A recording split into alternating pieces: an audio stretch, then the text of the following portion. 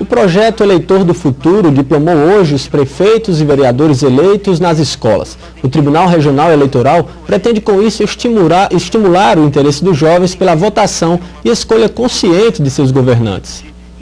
O projeto contou com o apoio do Unicef e parceria das Secretarias de Educação do Estado e do município. 80 estudantes receberam seus diplomas de prefeito, vice-prefeito e vereador. De abril a novembro deste ano, as escolas estiveram envolvidas com o processo eleitoral, desde a criação dos partidos até a eleição em si, realizada no dia 19 deste mês.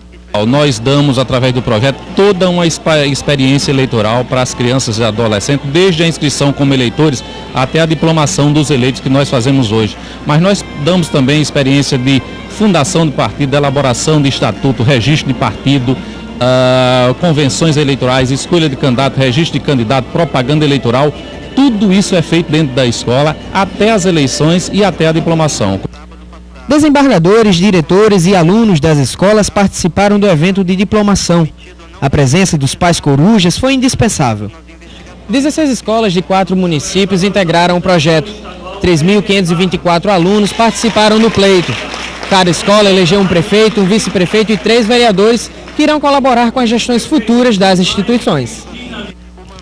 A diretora da Escola Estadual, Marinho Soares, afirmou que o projeto é importante não só para os alunos, mas também para o futuro das escolas.